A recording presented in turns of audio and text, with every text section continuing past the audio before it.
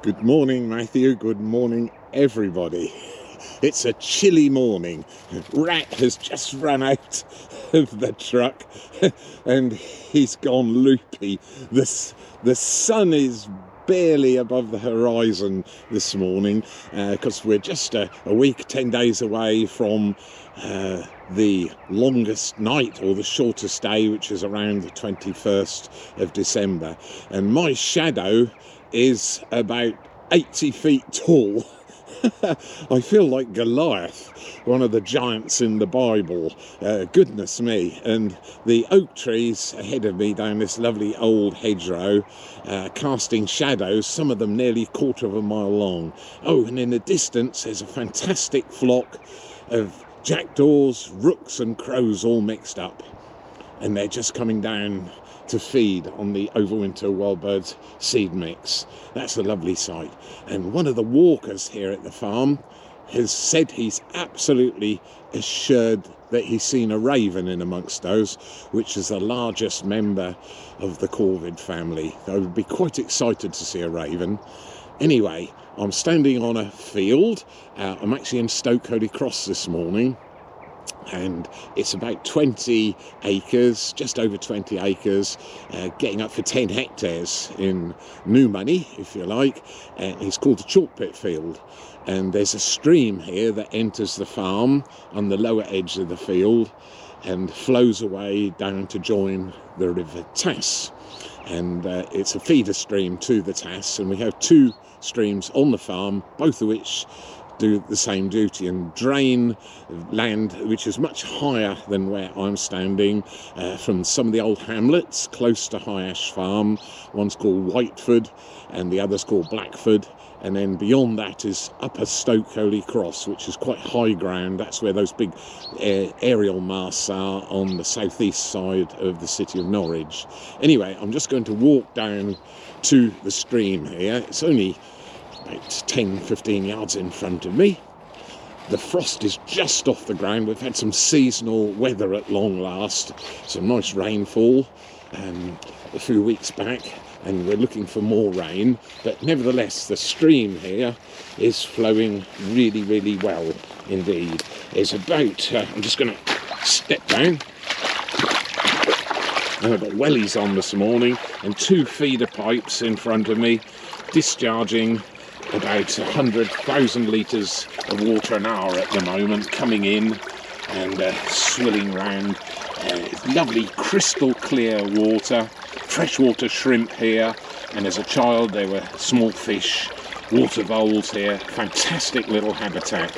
So the two pipes are busy doing what pipes do, and they're stretching away from me is this wonderful stream. It's about, give you an idea, it's about just over 3 feet wide and 6 inches deep. You can see my wellies, there they are. I'm walking down gravel in places on the bottom of the stream, some mud, perfect habitat for all sorts of invertebrates on the edge of the bank, small mammals obviously. Just love this area. Used to play in here as a child, and right through my childhood, whether it was winter or summer, the stream never dried up at all. So there we are, I'm walking along the side there. Some lovely oak trees now coming up, some quite young, like this one, probably about 30 years old. And in front of me, one of the more venerable ones, about 150 years old, this one, now coming up. So lovely bit of history. And beyond that, we've got some 300 or 400 year old oaks growing along the edge of this stream. So water is flowing away really nicely. You can see my shadow. I've got a little camera here on the side of the bank. I feel quite tall and important this morning. It's lovely. The air's still, the frost's just going out, and there's that lovely early morning, low winter sunshine. I just feel just a little bit of warmth on the back of my head. It's very meagre and weak at this time of the year. I just stopped to turn around because I'm missing something, which is a horrendous terrier. I'm just giving him a little whistle. That should bring him along. he's not going to miss out on a mork. Here we go. Water down in the stream there, still flowing along, about almost walking pace. That's doing 2.5, 3.5 miles an hour, something like that. So it's getting quite a stitch on. And underneath this field is a chalk layer, completely level. And on the far side of the field, if I scan the camera around, you can see the ground rises up quite dramatically. And right on the crest of that hill, right back in the Middle Ages, a chalk quarry was dug 20, 30, 40 feet deep. It's still there, and that's why we call this field Chalk Pit Field. Early morning London train heading off down to Liverpool Street. You can hear the train on the railway line there. Oh, 2 yellow hammers, 3, 4, just flicked out from the other side of the hedge. They say, here comes the village scarecrow, which is me, and they've legged it. That was nice, just a quick flash of yellow. Probably, there's a rat, typical, other side of the hedge. From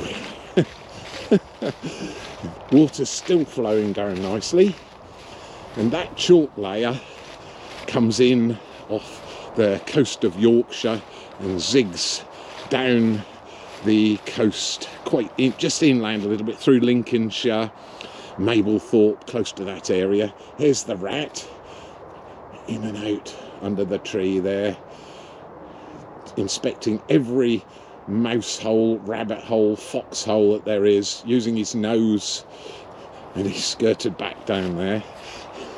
So the chalk was hugely important because there are lots of sands and gravels on Hyash Farm, which are traditionally very acidic, and to get the best out of your crops you had to neutralise that acidity with liberal lashings of lime.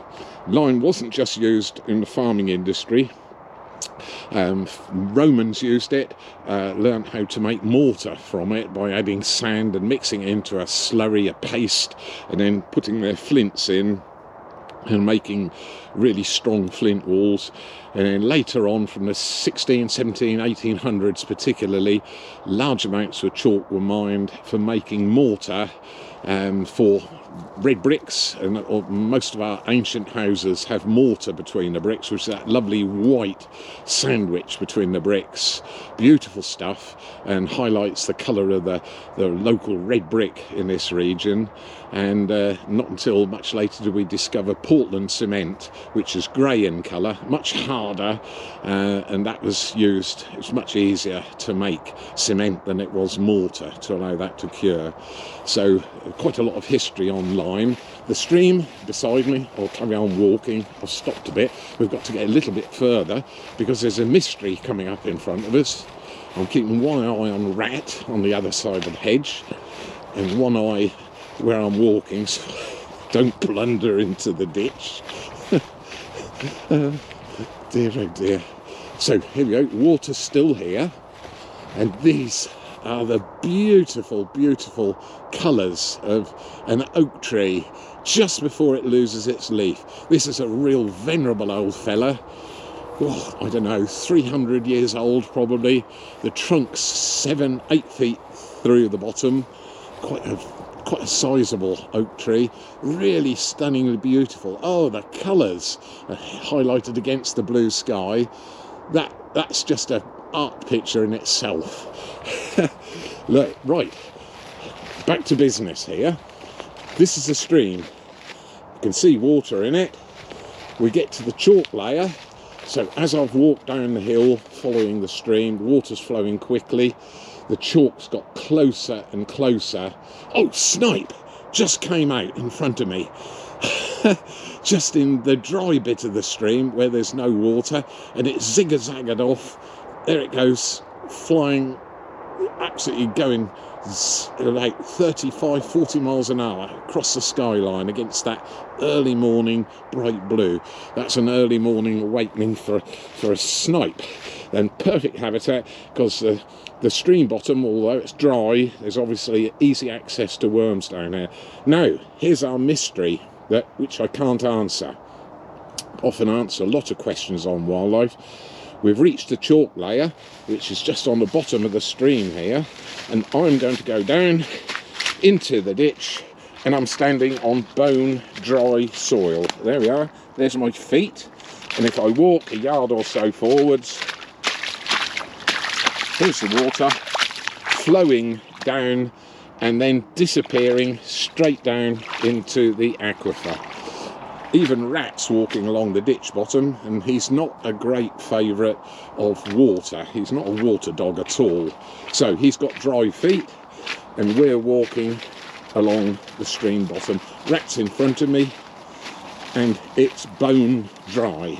Now, I have been in touch with Anglian Water to try and answer this mystery. Also, we're going to contact the Environment Agency, because chalk streams are really, really important. As I said, there's been fish in here, water voles, and all sorts of small mammals here.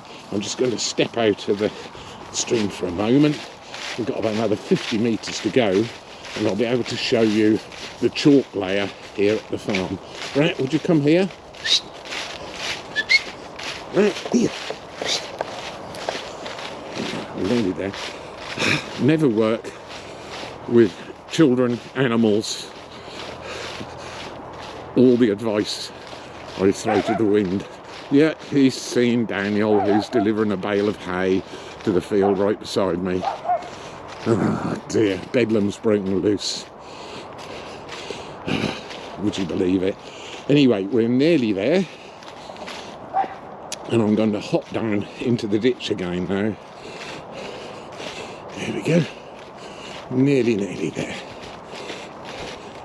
A few more paces. Oh, beautiful rose hips on the side of the ditch here. Oh, bright orange and red, glowing in the early morning sunshine. I'm still quite impressed with my shadow. Oh, I've always wanted to be more than 5'8". I'm more like 5 metres 8. Right, bottom on the ground, slide into the ditch, and here you have it. If I put my heel on the bank, bright white chalk. We'll just go around the corner of the stream. I'm now right in the corner of the field. There's the chalk, and let's see if we can get a better look. Yep, here we are, chalk bed on the stream. Get my foot out, just kick some of the moss as a miles away, and there's your chalk.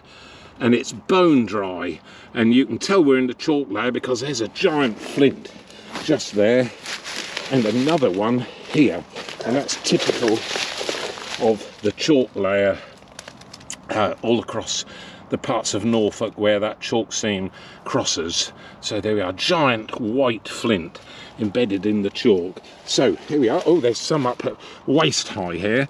God, good job my school teachers aren't here. They'd be having chalk to write on the blackboard for free. Just scrape that away, and there you are, chalk, but bone dry. So the mystery is, where's the water gone? Why is it disappearing, as it's never ever done that before? So hopefully somebody from the powers that be can give us an answer. It's almost like this week's rural riddle. Now, next question is, how on earth do I get myself out of this? And there's the sun. It's just up above the horizon. That's a sight and a half. But just look at those oak trees interspersed with holly. Couldn't get a better picture early in the morning. I don't think I need breakfast now. That's filled my senses right up.